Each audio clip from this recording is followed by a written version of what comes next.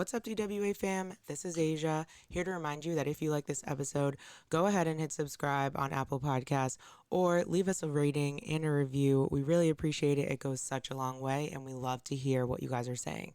Hope y'all enjoy this week's episode.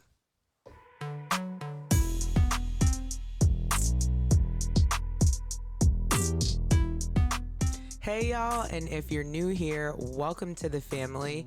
My name is Asia.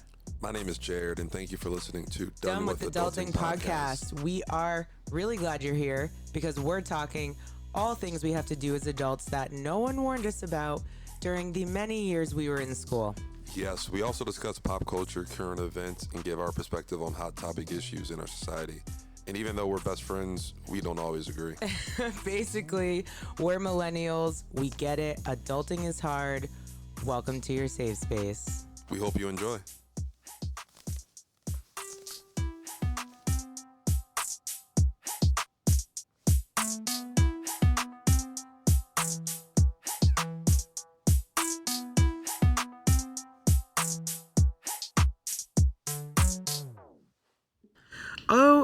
Okay, welcome back to another episode of Done with Adulting Podcast. This is our final episode within our Pride series content, and definitely saving the best for last. Jared isn't here today for many different reasons, but to be honest with you guys, I'm going to introduce our guest first. Our guest today's name is Petey Gibson. Honestly, he should win Guest Award of the Year for the nonsense he's had to endure to create this episode. So, Petey, welcome back, technically, to the podcast. You know what? Thrilled to spend another almost 2 hours with you, Asia. We did what we're gonna call a dry run of this podcast, which did die as you asked your final question. It did. So literally, you guys, we were we talked for, it was 90 minutes recorded, but we were kikiing prior to that as well. So we definitely spent like a full 2 hours together. And Jared actually wasn't at that interview either because he got stuck at work, #adulting. So we kind of, spontaneously ended up doing it one-on-one. We had the best time, and literally I asked Petey the final question that I always ask everybody, and as he was giving the most profound response, my entire computer shut off. And we lost the entire interview. I used it as an excuse to go get a large thing of ice cream. Not that one ever needs an excuse to eat whatever the fuck they want, but in that moment I was like, here's what we're gonna do. Sent Asia a picture of my huge ice cream. I was like, yes. Thank you. Really, I had to talk myself off the ledge after that as well because I was shook beyond belief. You were beside yourself. I was beside myself. And so I just say all this to say we are so grateful that Petey decided to return and not just say, fuck you guys, my time is important. You should save better next time. So here we are. We are back, doing our whole thing. And I just can't wait to get this episode started just based off all the I feel like we covered so much on our first recording. So, let's just start where we started last time. I'm disheveled now because my Wi-Fi is spotty. But let's just start where we started last time. If you don't mind giving us an introduction. Who are you? Where are you from? What do you do? Where do you live? All the fun stuff. Yes, I will. Hi, team. I love this podcast, so I'm very happy to be on it. My name is Petey Gibson. I live in Los Angeles now. I've been out here for 9 years, but I'm originally from the poor part of Cape Cod. If you know it, you know it. Every time I say Cape Cod, people are like, ooh. Specifically the poor part. Oh, you and the Kennedys on your yacht? I'm like, oh, no. Me working at Sam Diego's the minute I turned 16 to be a busser. That was my Cape Cod. Shout out to Sam Diego's. We're sponsored by Diego's new American Mexican food today. I love it. Wow. Okay. I already can tell that this is gonna be nutty. Nutty. Um. Okay. What else? So, I'm a pretty happy guy. I'm an actor, writer, producer. I also work a lot with queer youth, and I also work a lot with youth, quite younger kids in general, with an organization called Story Pirates. I really, really love doing that, and I've been doing a lot of online teaching and fun stuff. This whole pandemic. I'm also an out trans man and pretty goddamn stoked about that. Yeah. Yeah, I feel like maybe we always hear about trans people with like a sad mini violin in the background, but for me, what a thrill of a lifetime. Man, puberty twice, puberty in your 30s, come through, baby. I was 36 with like acne and my voice cracking, and I was like, okay, I did technically choose this. Oh my gosh, I was totally creeping on your Instagram the other day and saw a video that you posted of you trying to do like a song that normally you would sing, but you were struggling because of the voice change. And it was truly entertaining. It is so surreal to like 20 years later go through puberty again, where everyone else around you is like being an adult and you're just like, hey, I'm super like hungry and horny. And if I don't sleep and cry and have a lot of feelings right now while I'm eating a cheeseburger, I'm going to freak out. Hungry and horny. Great way to describe puberty. No, that was me. Yes. Yes, that was my full experience. That is so great. So, anyways, again, so grateful for you coming on because the topic, obviously, we want to bring up and lift up today in honor of Pride Month is just bringing awareness to the fact that a simple fact we all know, which is that trans lives matter, such as all, Black Lives Matter, all the things, Black trans lives matter. We've seen this like term and verbiage a lot in the past like year, I feel like. And for me, in my experience personally, I don't feel like on my allyship journey I've done good enough in this specific area. And so I'm just here to learn, as I hope all of our listeners are as well, and hear about your experience. Because I think that's a huge part of it, is just like listening and understanding people's experiences, humanizing it, because as you mentioned, I feel like the topic of just trans people in general is usually talked about in either a negative way or portrayed on the media in a negative way. So we're just gonna lift it up, light it up, drop some facts, and educate the people. Yes, and also you're doing great. You're a Black woman in America. Like, hi, you have a lot on your plate. So and I will say that I am white. I don't know if you caught that from me saying that I'm from Cape Cod. But yeah, I mean, a lot of my work as an adult has been a lot of I say undoing, because it's a lot of stuff that you don't even sort of know what you have in your mind until you have some sort of reaction or some thought flares up and you go, what is that thought? And you're like, oh, this is something I learned 35 years ago. Yeah, that's programmed into me. Yeah. So if you don't mind just sharing with us whatever you're comfortable with related to your trans journey and how that experience was for you. What was it like? Everyone's stories are different, so I would love if you'd be willing to share some of yours. Yeah, I'm always really happy to share. And you're right to say that everyone's journey is like any minority community. It's not a monolith, and there's so many different. One of the things I actually kind of really love about the queer community is there are so many stories, and it for the most part is like a really inclusive place, especially lately when Gen Z is like radically including people, and it's taught me a lot. Shout out Gen Z. Shout out to sponsored by Gen Z. Yeah. We love them. You know them, you love them. They're Gen Z. You know them, you love them. You're terrified. Good to have you, Gen Z. It's a good terror, though. It's a It's a make you face your shit. Yeah, it's type like, of oh, joke. I got to get my shit together. These kids are really, they really know themselves.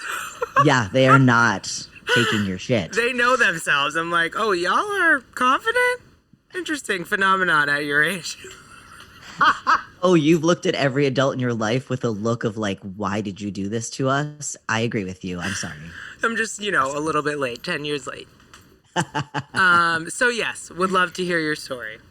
Yeah, so I was assigned female at birth, which basically means the doctor looked at my parts, held me up, and said, "You've got a girl." My parents were like, "Fantastic, we have a girl." And I was raised as a girl. I think I felt like a girl as a kid. For me personally, I didn't really have any type of feeling like I was in the wrong body.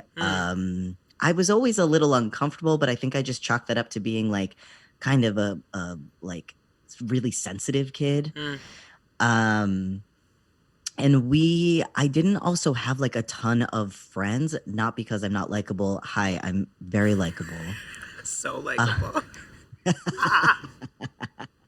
But we moved around a ton. I moved around, I think, 20 times by the time I was 20 years old. Oh, shit. So we moved essentially, on average once a year, and I went to a lot of different schools. So I was the oldest of 4 kids. So my family was very sort of insular.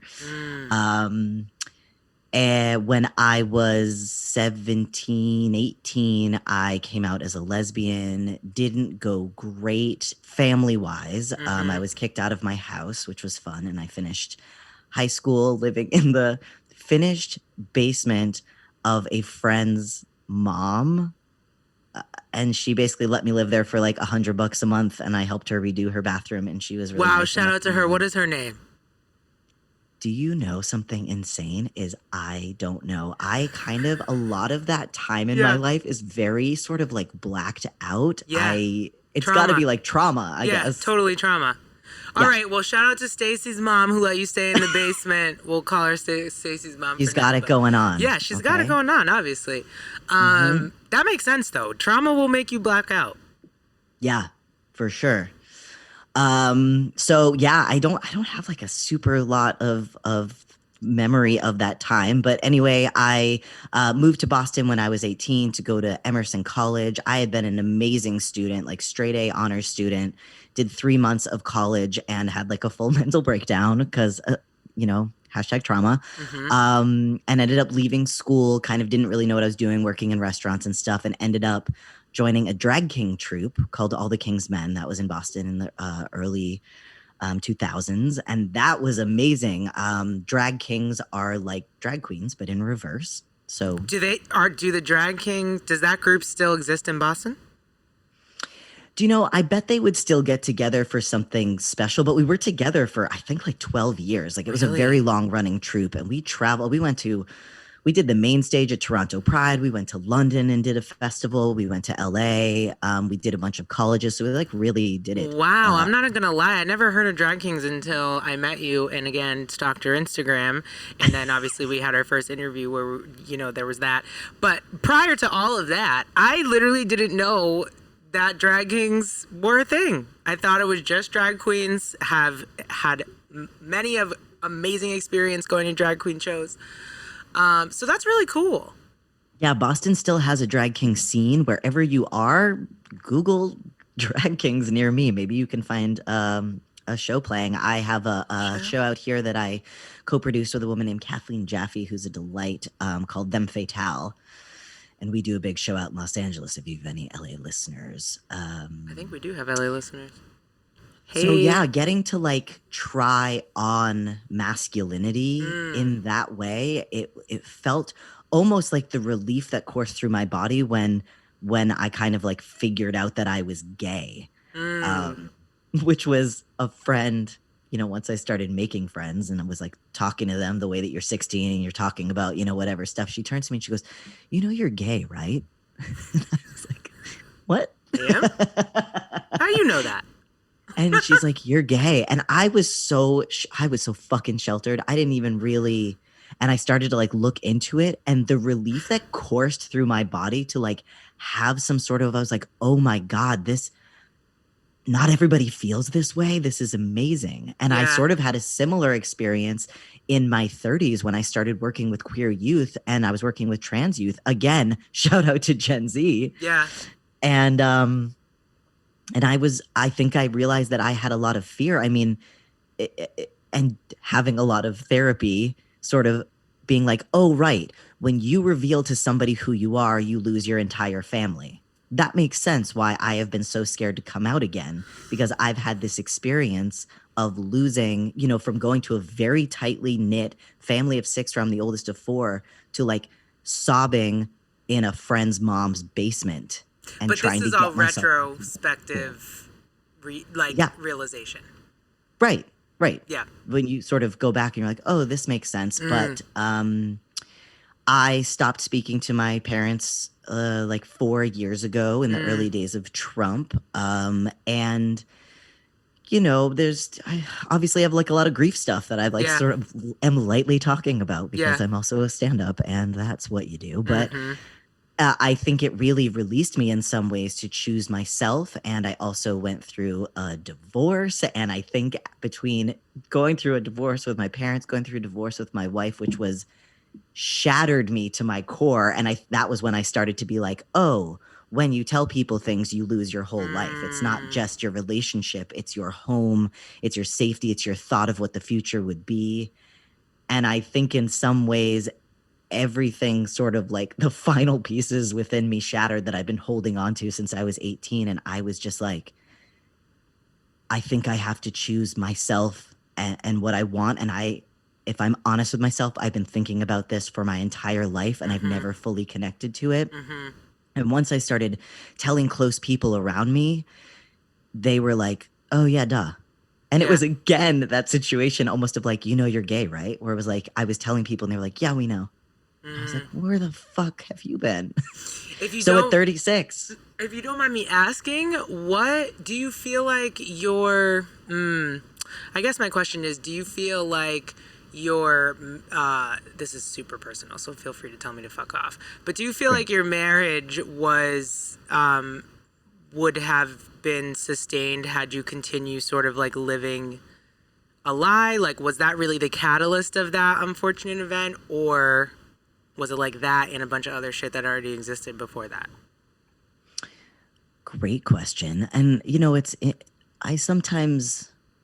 I often, anyone who's been divorced knows that you think about it pretty consistently. And I think a lot about my part. And at a certain point, I also think that doesn't matter because the path has led me here. And if you had asked me 2 years ago when we split if I would ever be happy again, I couldn't get myself off the ground. I've stopped working. Like I just couldn't get it together. But I'm here now. I don't know that I would have transitioned. I think that was something that I was stopping because again, you think if I tell someone who is my family that there is something about myself that they didn't know, especially when it comes to being queer. And I think I built a story in my head that I would lose her if I said that. So was it right after that you started? I'm going to make a decision right now to not get messy and not talk about things, but there was a lot of messiness and this was all sort of part of it. And I think that was part of how I gave myself permission was like, well, if I'm not with her and I'm not trying to make myself be something that I'm not in order to have her love me, if that goes away, then all I have left is 1, figuring out my codependency, and 2, you know, choosing what I want. Because if I look around me, so much of what I thought my life would be is not true. So why don't I grab for the truth that I want? And girl, when I tell you that I am excited every single day, I literally look in the mirror every morning and smile at myself. Not that I'm like the handsomest person that's ever walked the face of the earth. Heck yeah, you are. Okay, that was a setup and you passed. Thank you very much. You knocked it out of the park. I feel great. I really love my life. So was that though? You said that was 2 years ago, and you know when we were doing our conversation to prepare for our interview, you mentioned that you had been, when we did our 75 conversations that got deleted. Right. You mentioned that it's been about 2 years since you started your transition. So was that kind of like, as you're saying, is once you were able to make that decision for yourself in terms of your marriage, is that sort of when your transition journey started, like right after that chapter ended? Yeah. I think I asked for a split in September. I moved out in November. Divorce takes a very long time. My parents were divorced, so I know. Yeah, not just legally, but emotionally and so much. And I had met somebody else, and it was a real whirlwind type of love. And she was like, hey, you seem really trans to me. So I think also having that sort of support from somebody seeing me in that way and really being like, hey, I'm curious why you haven't pushed this further. Yeah. I think it really like gave me some sort of permission, because at that time I think I needed a lot of permission from other people. I've since done a lot of therapy where I'm like, oh, I've spent my whole life seeking approval from other people, and when I didn't get it, I've been shattered. Right. Like my parents, like my ex-wife, like various groups I've been a part of, Sure. you know, like places I've been, and I'm like, ooh, I twist myself into crazy shapes. And it turns out when I'm actually being my most authentic self, people are more drawn to that than me trying to give them what I think they want. Yeah. That's so It's interesting. a lot of on me. I think, and you know what, like, so I've been reflecting on this the past couple days, like thinking of doing this interview again. And one of the things that came to me was, like, one thing that I hear from people outside of the queer community, you know, is like this confusion around different people's journeys. Like the confusion around how there are kids who know, and then there are people like you who maybe don't know until later in life. And how somehow that fact, in terms of like when, you know, where people are in their journey, is some sort of like measure of validation to, you know, like whether or not what you're saying about yourself is true. And what I was reflecting on, because I feel like, trans, queer, whatever, LGBTQ, not whatever community you become that you're a part of, I just feel like we all go through spiritual and like personal journeys, especially in adulthood, like linking it back to just being like done with adulting. And like, even for me, in my spiritual journey, like I'm going through this journey of like, and not really feeling religion as a construct in capitalism, but more trying to be connected spiritually to what I believe in. And in understanding that, like, we are all just like souls, and we're the bodies that we're in are just like shells that we live in while we're earthside. Like, that's what I believe. And so when I think about it that way, I think like, of course people can feel or be born in the wrong body if we're just souls assigned to this physical being. Do you know what I mean?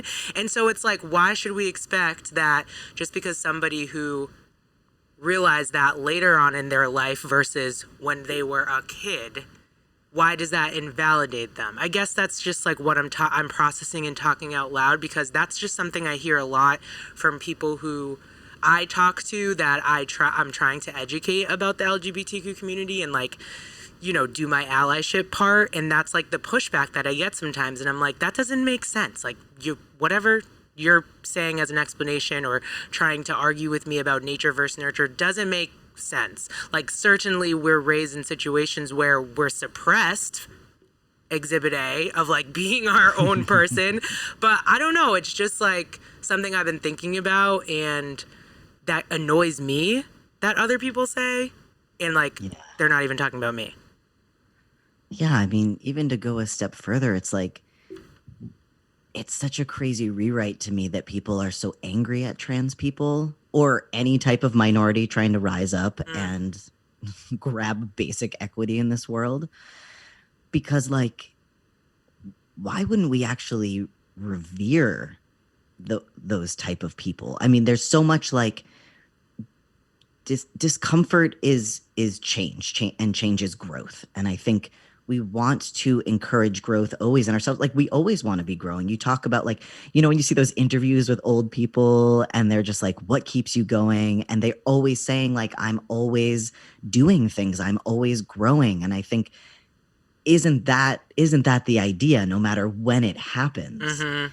And there's certain things that we revere in people, like if somebody suddenly goes, I mean, there's so much fucking fat shaming in this world. It makes me so angry. But like somebody changing their body, they turn 40 and suddenly they lose 100 pounds. We're like, yes, girl, go get it. Or we have the term midlife crisis. That's a term that is readily accepted, where your friend Bob is like, I cannot be a banker anymore. I've always wanted to be an artist. If I don't try now, I'll never do it. And we're like, go get yours, Bob. Mm-hmm.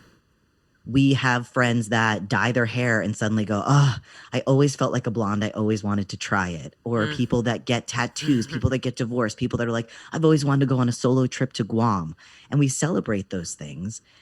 Trans people are also just grabbing at their life. I mean, for me, I had this internalized like, oh my God, I'm too old. And I thought, I want this thing so much. And the amount of peace and calm that I feel in having not only people around me know who I am, but for me, I chose, to medically transition. Not all trans people do. That doesn't make them like more or less. Yeah, like more invalid or whatever. But like for me, having top surgery on my chest, like a masculinization of my chest, and then going on hormones, I inject testosterone every week. Like the relief and the excitement that I feel, it's so crazy to me that so many people are angry about that, because one, it doesn't affect you at all. And like two, if you had any idea the cost, the emotional cost, the financial, the legal, the social cost of just someone trying to grab their life and be happy, the fact that people pile on and are also like, I'm going to hurt you so bad that I'm going to hope that you kill yourself. Like the numbers of suicide attempts, even in children, especially in teenagers, is so fucked. It just like, it scares the shit out of me. And I'm like, do you have any idea what it takes for a 15-year-old to look around at everybody, all the adults in their life, and say something is not right? I know this is not who I am. I'm really scared to tell you, but I want this. For the response to be like, you're disgusting, you don't belong here, you're a piece of shit. Like, what? Hi. Yeah. And that's super fucked up. The suicide attempt rate for trans teenagers is 35%. Attempting, not just thinking about it. Yeah, I think it's like 44% for thinking, like strongly considering suicide. It's 35% attempt. For non-trans teenagers, cisgender is the term. For non-trans teenagers, it's 7%, which means that the rate of trans teenagers trying to kill themselves is 5 times the amount of other kids their age. What? Is it any wonder when all these adults are saying you don't belong, you're disgusting? Yeah. So this, man, that kind of pisses me off. I mean, it does. But I'm trying not to like get too into it or else I'll just be pissed perpetually. But this is a question that you may not know the answer to, but I would just love to hear your like theory, if you have one. Sure. Do you, obviously, like what you said in terms of medically transitioning comes at a cost. It comes at a financial cost, all the things you mentioned, social costs, your time, your everything. Do you, and I want to, like last episode, we talked about intersectionality as our topic. And so do you think that there is like a financial barrier? Like I'm thinking specifically of like Black trans people and, the violence against Black trans people being higher than trans people overall. I mean, it's still high, like sickeningly high, but do you think there's a connection there of like having access to medically transition Absolutely. and resources, like, you know, like that being an issue for Black trans people compared to white trans people? Absolutely. But being able to medically transition is an enormous privilege. The reason that I was able to transition was because I got into a really bad car accident, and that wasn't my fault. I got a little bit of a settlement, and I said I'm going to transition. I still don't know if I could have done it now. I don't know where I would have gotten that type of money. Yeah, because like insurance isn't covering that. Yeah. So then my follow-up question to that is, do you think that not having access to that and that being a privilege is connected to Black trans people experiencing more violence because, you know, physically to the world, they may not, I'm doing air quotes, fit in, or necessarily, like, if I saw Petey on the street, I wouldn't know that you were ever previously assigned a woman, but like, yeah, it's called passing. And we talk about like passing privilege in our community. There is so much. That's the terminology. Passing privilege. Oh, okay. So not having that passing privilege for Black people could be a cause of like all the violence that they face, I guess. I mean, yeah, and the thing with intersectionality is that it is a multi-pronged result of a lot of things. You talk about the major violence against especially Black trans women, Latinx trans women, you know, women of color in general, and the trans community. It's socioeconomic, it's racial, it's all of these things. It's misogyny, it's all of these things combined. So you get a woman who maybe doesn't have certain access, doesn't have certain economic privilege, is also just a Black woman, is just a Black person existing in America. Yeah. You take all those things where it's like, okay, they're Black and they're female, they're trans female. It's really harrowing, and it's like it's almost like and before I was more educated on the topic, and I would argue with people about just inclusion and, you know, people who were trying to exclude. My argument at the time would be like, do you think that these people would just sign up for this? Like, would sign up for the hate, sign up for the violence, sign up for the everything that they go through, the grief of losing family, the grief of losing partners, if they weren't like just so desperate to try to be themselves? Like, do you think they're just signing up just to piss you off, to do this you know what I mean? It's like, that is always so insane to me about trans hate. Is I'm like, what? Like, do you think these people are just saying, hey, we want to do this because we know it's going to really grind your gears? Oh, there's such this boomer idea as like more trans kids are out, where it's like attention. This is a trend. They're just looking for attention. I'm like, do you have any fucking clue? The reason that there are more out trans and queer kids in Gen Z and below, the Zoomers, is because there's finally more representation, there's more access, and there's more education. So, you know, when I was growing up, the only queer person I knew about it all was Ellen. Ellen came out of the closet and lost her show. And that was the full extent of what I knew about queer people at all. That makes sense. I mean, we weren't on iPhones in class, so.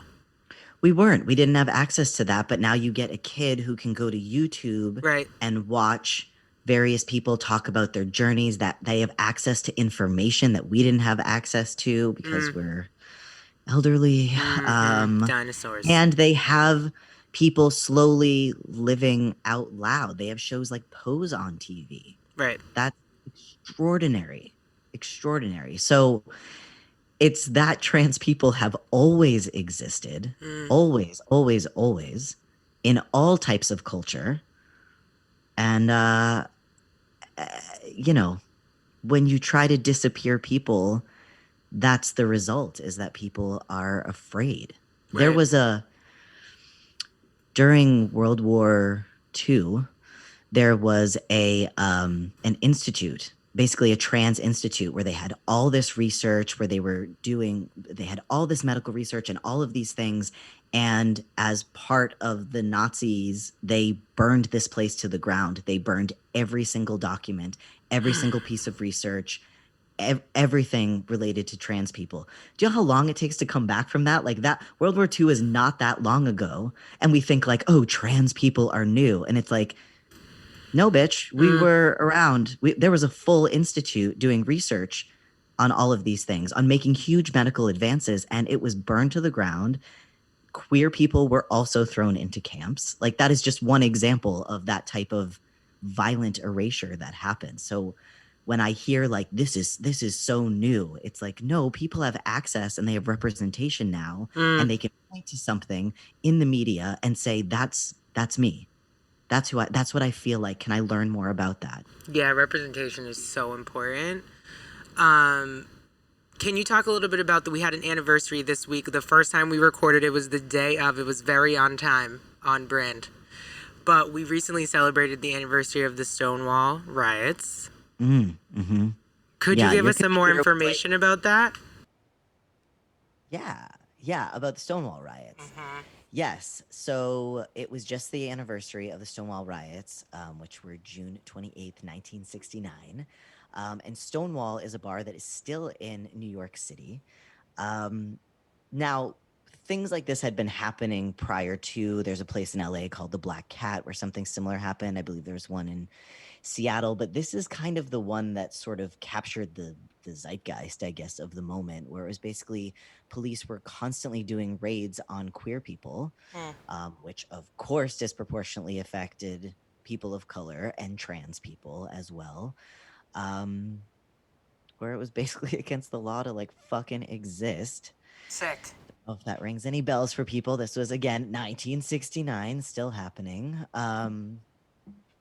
But people fucking had it. And when we talk about like Pride today, and if you've ever heard the expression, the first Pride was a riot, what we're talking about is we're talking about the Stonewall riots and the riots that had been happening for years, where queer people, and predominantly, again, women and people of color, were pushing back and saying absolutely not. And in the Stonewall riots, the cops came, and there were, queer women of color at the forefront of that, as there always are. And I think it's always hard when you see like gay pride repped by like cis gay, white men, because I'm like, it's never been that. It's not that now. It's not going to be that in the future. Like, yes, they're part of the umbrella, but they're not representative, but it's always like, that's what's acceptable. Like, if we ever see queer people on TV, until recently, it's always been like the white gay best friend who's just like sassy and there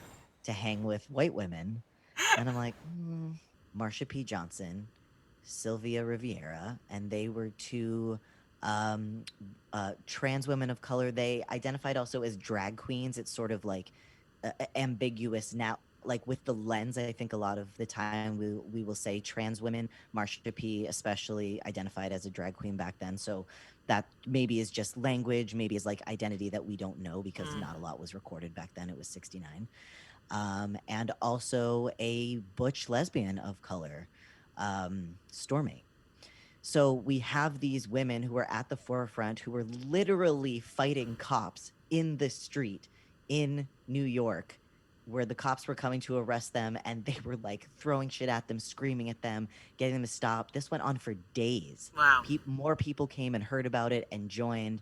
And from there, that is sort of where the pride parades started. But as always, we always have women to thank. We have women of color to thank.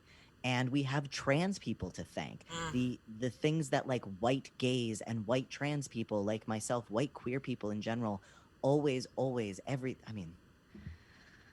fucking everything in America is just on the backs of Black people. And I mean, you're not wrong. if I'm sick of it, I can't imagine how you fucking feel. Because it's just like, it's like we just have like white straight people on TikTok now doing these dances, being like, look at this fucking dance I did. And I'm just like, again, this is Black people. Again, all the music that you love is Black music. All of the makeup that you love, all of the fashion that you love is all fucking on the backs of Black people. I'm so sick of it. All the little white girls on TikTok, they can't do it. They're not even. I saw a video the other day. Someone posted a video and it was like, I heard all this commotion about the black strike on TikTok, and this is the video I saw, and it was like this white girl trying to make up her own dance, and it was quite sad for. I was like, this is so bad, but again, not that you need my voice to be like, look at what white people are doing, but I mean, it makes sense, and I think like I'm glad you brought it up too, because you mentioned something about like even within, that was something I wanted to ask you about and talk about, is discrimination against trans people within the LGBTQ community, because within all of our communities we all ain't perfect. But I think like it's interesting that you say that, because yes, the pride parade and all that stuff you see, or what's portrayed or what comes to people's mind, are like gay white men, when in fact pride was started by trans Black women. So it's just so interesting that even within your community, there can be so much pushback, I guess. Like, what is that? What is your experience with that, I guess, specifically? Yeah, I mean, there's gatekeeping, and there's... What's that? Gatekeeping is... What is the, like, actual definition of gatekeeping? Dude, we don't need actual definition. We always say don't get your facts from our podcast, okay? We're here to give you the general synopsis. Like, what is the... It's sort of like people or institutions, especially those with money or power, that kind of like stand in the way of access to everybody. You know, it's like a way of sort of controlling things, of saying like, yes, this, but not this. Like, oh, your gender queerness is just a little too messy, or your bisexuality isn't quite gay enough, or your skin color is sort of, not as acceptable. I mean, the privilege that I have right now walking around as a, passing white man is insane. There's a lot of safety for me. So when we talk about like, things that might happen to the trans community, my privilege, my access to medicine, my access to surgery, and then just like my skin color and the fact that I now pass as male makes me not really a target in the way that especially trans women of color are much more targeted. So the amount of violence that they see, the amount of like the murder rate, it is literally being called a crisis. Like it is technically a crisis, the murder rates and the violence. And those are only the ones that are A, reported, or B, where they don't misgender the person, because we see that all the time where trans women of color are murdered and then they're completely misgendered when they talk about it, when they talk about, what happened to this person. And wow, I didn't even think about that. And the onus is always on the own community to say, hey, we need to make this correction, and hey, here's what happened. So it's, I mean... This is like a totally personal question / sidebar. Let's do it. But what, like, can you give us one, like, either funny or just blatant example of how you were started to be treated differently now compared to when you appeared, like, as a woman, I guess, in society? Like, is there a noticeable difference? The way that other men treat me is totally different. Where I don't ever feel like I'm taking up space or that I don't belong somewhere. Like, I went to Home Depot and asked someone a question and they went, oh yeah, bro, it's right over there. And I think there wasn't that pause where they looked to see if I was serious enough to be in Home Depot. It's like that very Little small things. thing, but men always greet me. It's even if it's just that sort of like, that like dude head nod when like dudes see each other and just like, what's up, bro? I get that now, and it's like I've been invited into this society that I'm like, well, I don't even feel comfortable here. Like, I don't even really have a lot of male friends. I'm not super comfortable around men at all. Yeah. Wow, that's crazy. Yeah, so it's like little tiny things, but you start to realize the way that the world was made for white men, Mm, and then for white women, and mm-hmm. then for black men, and then for black men, and then anybody else who doesn't fit into that binary is below that. Hmm. And it's pretty sickening. Oh yeah. We talked about this a little bit when you were talking about the suicide rates of trans youth, but I want to go deeper into that because you gave me a homework assignment before we started recording to watch a documentary on Hulu called Changing the Game. Oh, so And good. it was so good. It was so good. And the reason why I particularly just felt so connected to it is because I used to be an athlete, and so I identified with that perspective of the documentary first and foremost. And oh, I just have so many thoughts about it. But for really, what I want to say about it is, I guess I just didn't. Like, I knew that this was an issue. I knew people were talking about it. I knew it was an issue that was, starting. It's a political, I'm doing air quotes again, becoming a political issue when it shouldn't be. But what I really realized from that documentary is, like, the people making it an issue are, like, the parents in the situation. And the parents of, like, what the kids are facing in school in terms of discrimination isn't necessarily coming from their peers. Oh yeah. Yeah. And the thing for me is, obviously, I have this perspective of just, like, athletics being something that can just be a really great tool to bring people together from all different walks of life and races and whatever to, like, reach toward a common goal. So I don't know, it was just mind-blowing that these parents and community members were, like, ready to fight to the death about, What children belonged. yes, like, man, Yeah. that was, I highly recommend everybody watch that. I'm so glad you gave me that homework assignment because, I mean, I obviously cried. I was obviously sobbing at the end. Oh, I was too. Good God.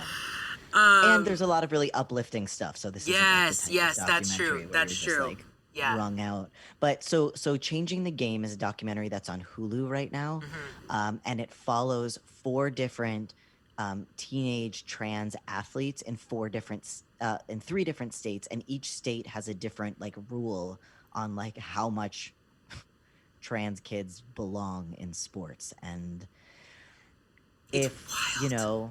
even if you consider yourself like I think there's a lot of like catch to trans allyship where people say, oh, I support trans people, but like do kids really know what they're doing, or like maybe Yeah. kids shouldn't be doing this thing. I highly urge you to watch this movie because I think it's so dangerous the ways in which adults are trying to make decisions about whether trans kids ultimately should be alive is what this conversation is about. Yeah. Because if you're saying, okay, well, trans kids don't know what bathroom they should go in, that means kids hold their bathroom business all day long. If you're saying kids don't belong in sports, like sports are literally meant to like include children. That is the point of Yeah. kids sports. And we're not even talking about, like, and not that it would matter, but I want to get into also, like, adult trans people playing sports. But even, like, if we're talking specifically about kids, like, we're talking about recreation, we're talking about, like, very low level athletics. Like, it just seems absurd. And we're talking about very, very few people People. anyway. Yeah. The Yeah. amount of trans kids that there are is about the amount of redheads that there are. So, like, yes, they're around, and also it's like between 1% and 2% of the population. And then of that 1% to 2%, we're talking about the kids that want to be in sports, Right. or the kids that are out.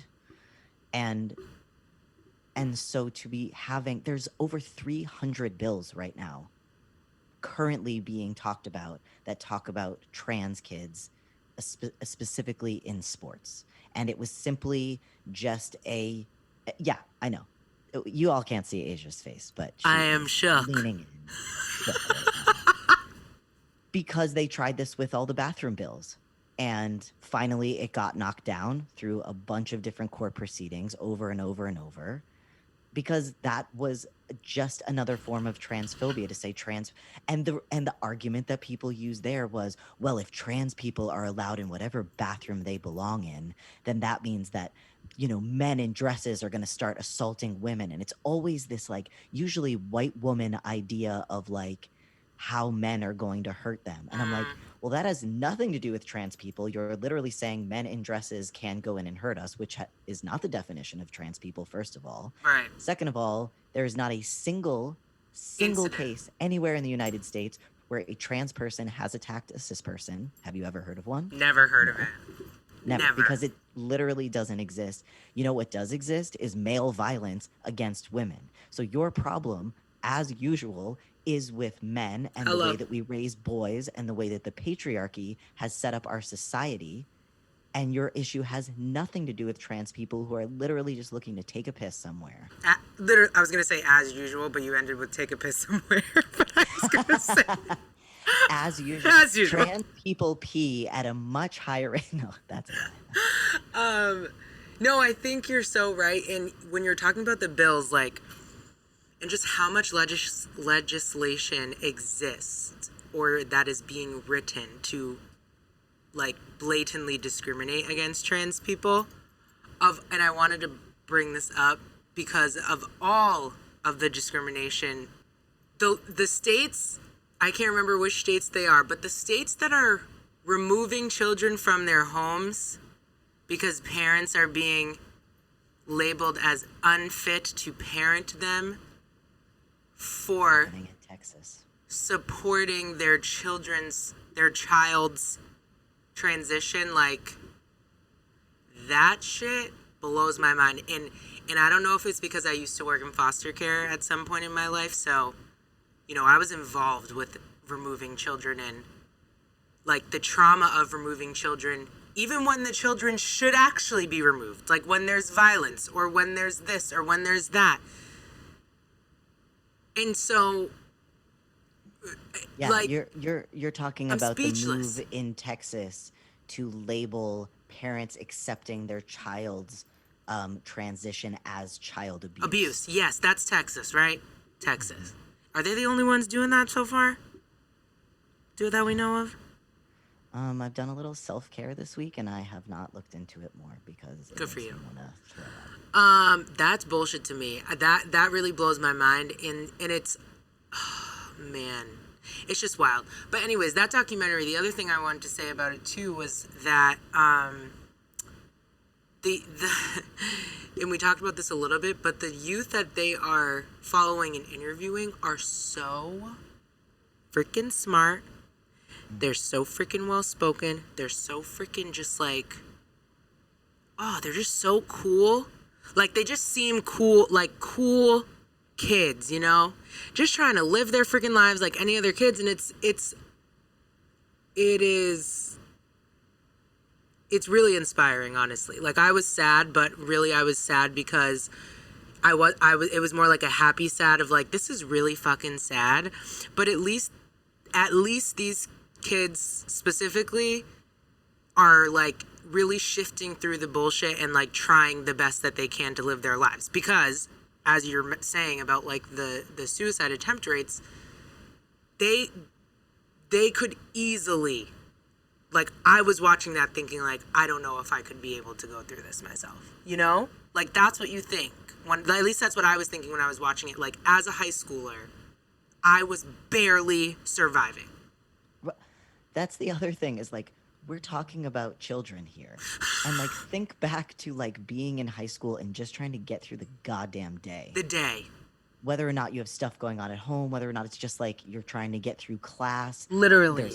There's cliques, you're going through puberty. Like, can you imagine going through puberty and it's the wrong puberty?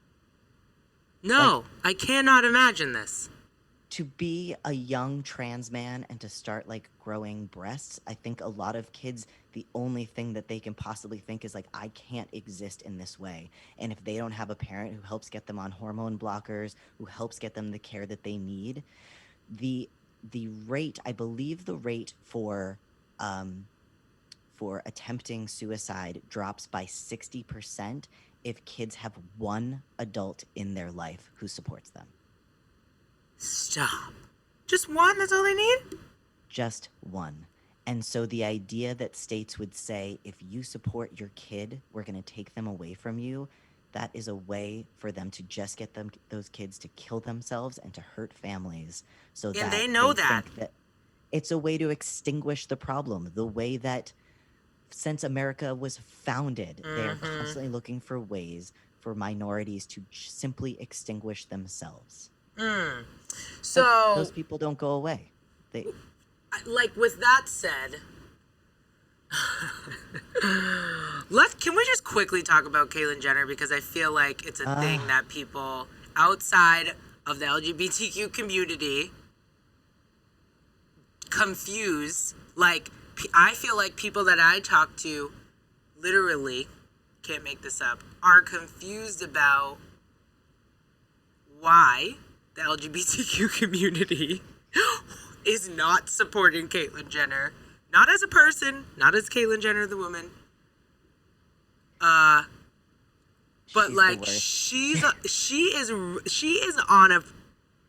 on one. She is white privilege in action. Good God, what a nightmare person. The queer community we do not support her. She's one of us in the sense where she is a trans woman. The things that we dislike about her are not her transness. I hope that if you talk about Caitlyn Jenner and what a piece of shit she is, we don't include the fact that she's transgender as being the reason she's a piece of shit. It is not welcome. The reason that she is a piece of shit is pretty much everything else. So what you're saying is she's basically the black person's version of Candace Owens. I'm glad that you said it and I did not. We're like, we do not claim her. I mean, yeah, 100%. Caitlyn Jenner, that fucking nightmare. She did so she's like running for governor of California, and all the queer Californians are like, shut the hell up. But like, she gave a speech last week talking about how trans kids shouldn't be in sports, and literally the same weekend went and played in a women's golf tournament.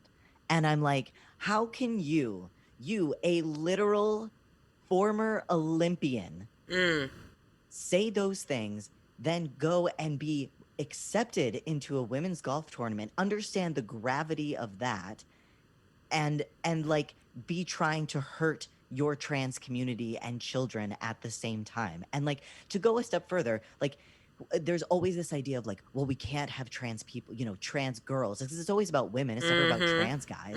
Like, because we have this idea that trans women are men just playing dress up, which is so not fucking true. And it's something that we get from the media, because whenever we see trans women in movies, it's always played by like a prolific male actor who then accepts his Oscar while wearing a tuxedo in a beard. And it's like, well, of course we feel this way.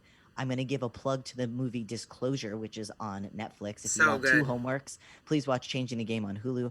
Please watch Disclosure on Netflix. Both blew my mind open, and I knew a lot of these things, so I can't imagine what's going to do to you all. Right. But like, this idea, and it's like, well, Caitlyn Jenner, who literally is a gold medalist when, before her transition, then went and played in a women's golf tournament and didn't even win.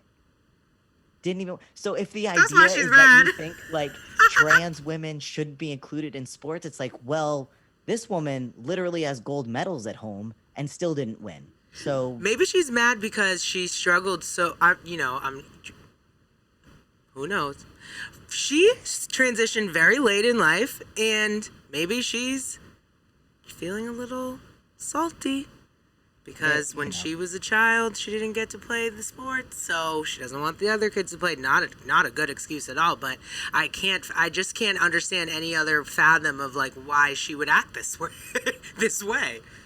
It's it's always the people who are trying to hurt people that I think have so much internalized Trauma. shame, Yeah.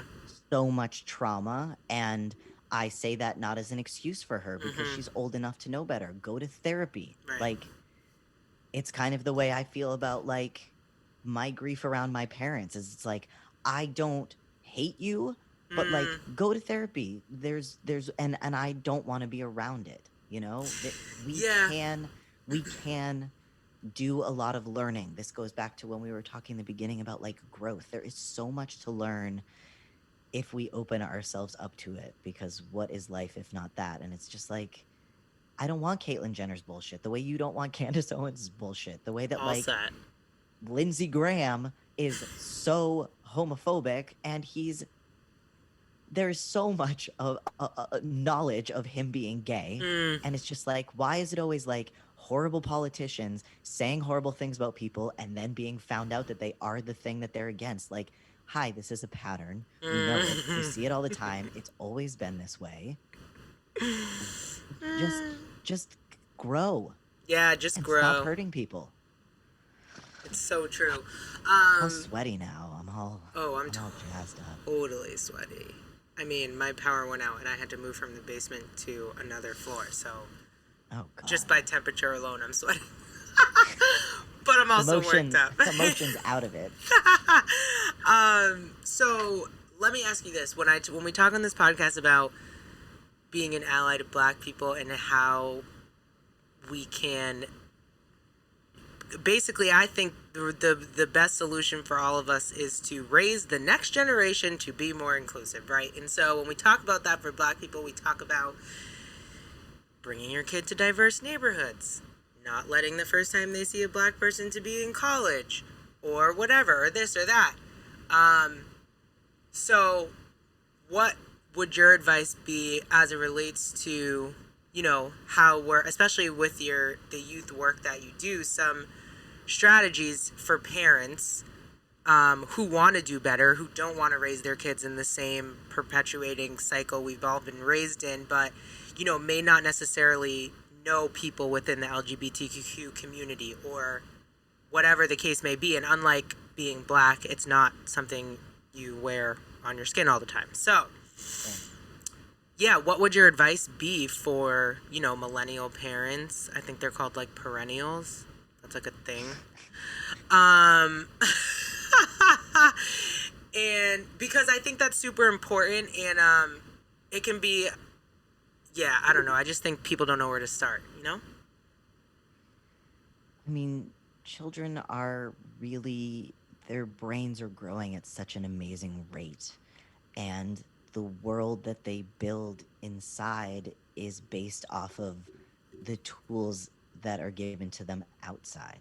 If kids can see diversity and it's normalized for them, you never have to have that conversation with them later, because they know that kids of all different colors, kids of all different religions exist around them. If we normalize these things, then kids just grow up with it as fact. And it's not something that they have to unlearn later. There are so many wonderful children's books that include queer characters. There are so many intersectional books out there. If the only books that, you know, if you have a white child and the only books that your child is reading has a white protagonist, put in some other books. Yeah. Because if kids are only reading that the hero of their story is white, they grow up to that's a math equation to them. White people are the heroes of stories. But if they read, you know, a Black person is the protagonist, then they're able to put that math in there. Oh, Black people are heroes in stories too. So like, yeah, I think like the intentionality of it, I think it's easy for us to be passive as parents, like in terms of like, not purposely, I mean, I'm not a parent, so I can't even speak to it, but I have a bazillion nieces and nephews, so I observe a lot of different parenting styles, and the thing that I observe the most is the passive imprint, right? Like the reactions to things.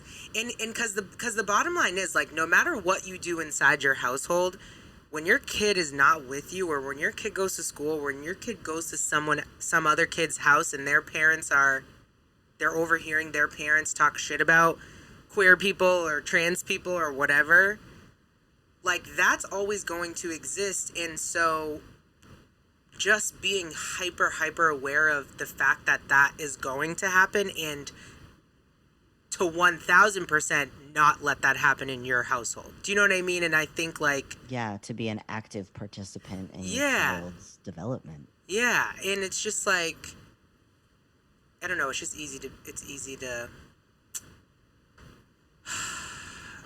get caught up in life, you know? And because of our programming, like, I think you said an example the other day about how, like, your mom would lock the door when, like, a black person would walk by the car. So, like, literally you were programmed to do that and you didn't even know it.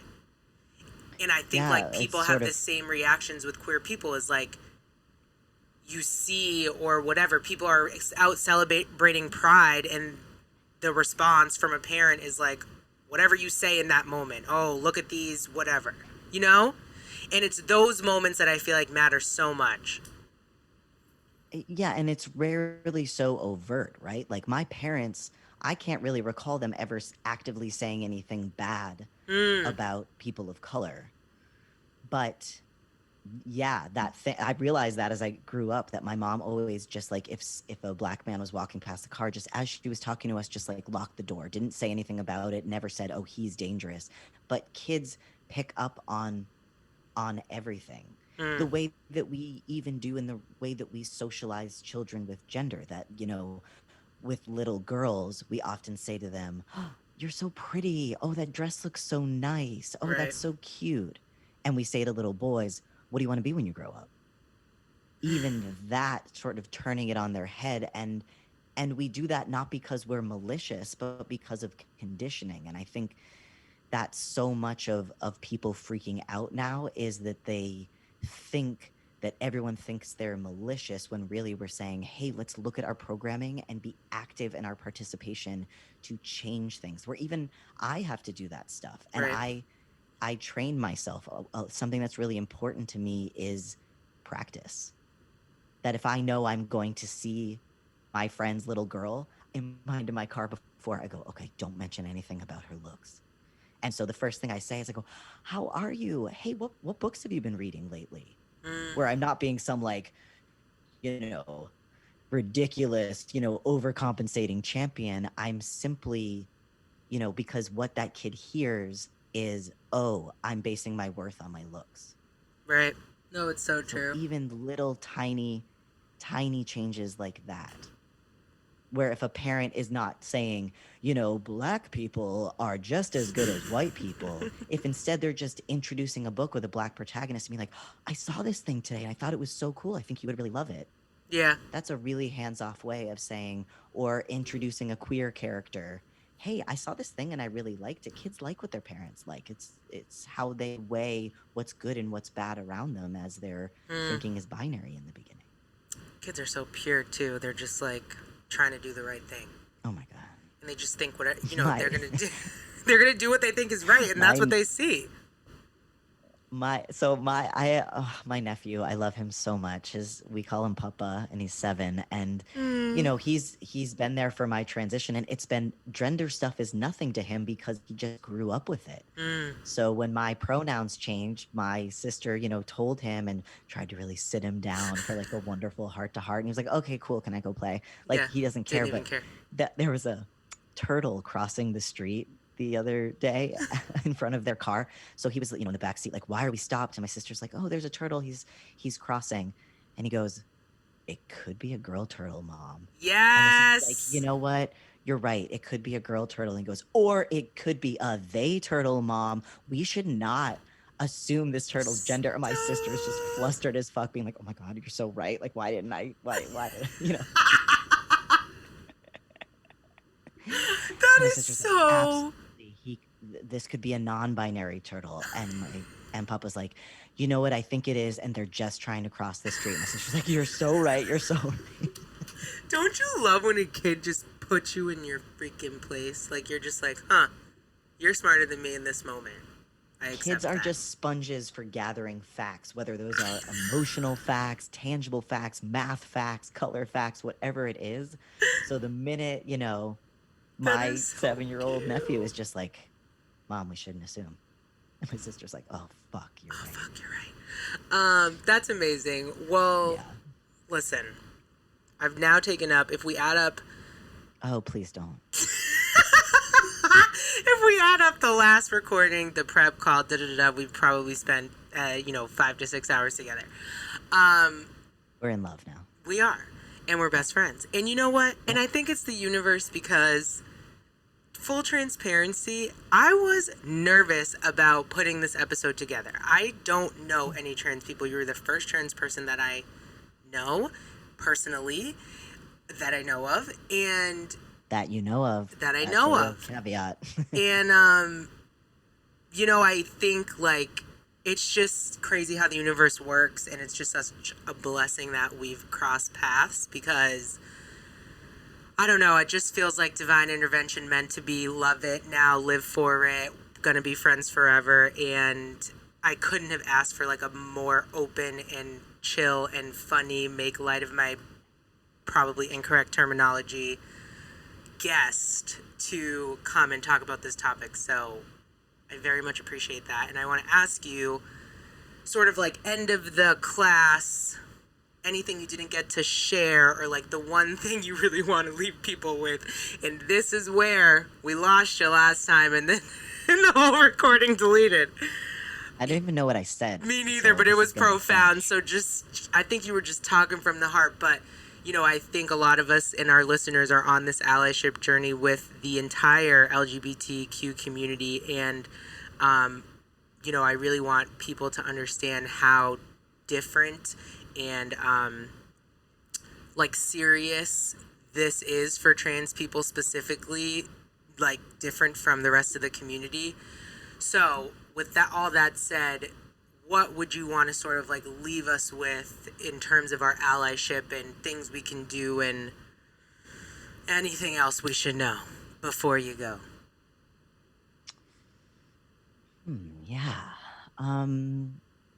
If you got to this point in the podcast, thank you. I'm so happy that you're here with us right now, first of all.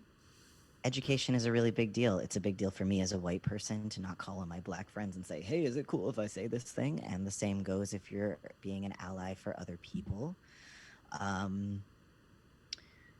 think I always think allyship is an active practice. So just to use me as an example again, like if I'm a white person and I'm not getting the response from black people that I think I should be, I'm not getting like pats on the back and cookies. That doesn't mean, well, fuck them. That means, oh, I still have more work to do. Allyship is about being an active participant in doing better. It's if you have the privilege to put money somewhere, that always helps. I think a lot of allyship also happens in the quiet moments. So if you know somebody who has recently transitioned, and when you and your friends are saying, oh, did you hear that he transitioned, and maybe you're using the wrong pronouns, jumping in when that person isn't there to say, oh, remember, it's she now. That person will almost certainly go, oh, thank you, you're right. Practicing on your own is a really big deal, I think, and not putting the brunt of that on the maybe the one trans person that to constantly say, oh, I'm forgetting your pronouns, but I'm doing my best. Like, just do your best. Just practice. We do it for dogs. We literally will see a cute dog walking across the street and go, she's so cute. And the owner will go, oh, it's a boy. And you go, oh, I didn't know. He's so cute. Like, if you can do that for dogs, Literally. Surely you can do that for people. And if they, them pronouns, we didn't really talk that much about non-binary identities, which are part of the trans community. Right. But like, if you think they, them pronouns are hard for you, remember it's something that you do all the time. Your friend says, oh, I went to the doctor today. You'll say, oh, what did they say? Because you don't know the gender of their doctor. You do that all the time. Someone left their wallet here. Oh man, the delivery driver just left a package. Hang on one second, I'm gonna get it from them. It's something that we use all the time in the singular. It's simply a matter of practice. Change it in your phone if someone has a new name. Practice before you go in. If you make a mistake when you're talking to somebody, just correct yourself and move on. You don't need to make it a big deal. Love that. Love that for us. Love that for us. this friendship for us. Love this podcast co-hosting. We miss you very much, Jared, but you've been replaced. Just kidding. Oh my God, please do not replace Jared with a white man. I can't. Imagine the backlash. Just kidding. God. No, this has been so good, and you are welcome back on this podcast anytime, although you probably don't want to because of all the technical issues, but it's still an open invitation. Where can people find you? Drop your whatever, socials, Instas, handles, all the things for people to stay connected with you when we're done. Sure. My name's Petey Gibson. I think I'm the only one. If you type in Petey Gibson, you'll find me. I am on Instagram. And I am by far not the only trans person that you should be following. So I'll also say, if you want to surround yourself with some knowledge and you want to normalize the way we talk about normalizing for children, if you're on Twitter, go follow 20 trans people on Twitter right now. Yep. Something that I did years ago, I realized that I was following predominantly white people. And I started to go through and I followed famous Black people, not famous Black people. Yep. I went through lists. Every time I saw somebody who was dropping a point that I liked, I went and followed them. And my feed is now much more balanced in terms of what content is coming in front of my eyes on a daily basis, because that is the world that we see is, we have the advantage with the internet to create a world in front of us. So true. If you only ever want to see plants, you follow all plant people, If you want to follow diverse opinions, get diverse opinions in front of you. So, yes. Yeah, I maybe love that. I'll give you some trans people, and when you drop the episode, I'll give people some people to follow. 1000%. I have some here from our last conversation: Alexandra Billings, Ashley Marie Preston, Alexis Sanchez, Chris Mosier. I actually just started following him because you tagged him recently in your post. But yes, all these handles we will put in the show notes along with Petey's handle as well. So definitely do what he says. Follow these people. Diversify your feed. Come on. It's literally the most low-lift ally thing you could do is just follow people who don't look like you. So thank you again. Please come back anytime. This has just been so good. You've been so just chill with all of our struggles, so we appreciate that. And if you guys like this episode, which you obviously did, go ahead and leave us a review or a rating. You can hit subscribe if you're listening to this on Apple Podcasts.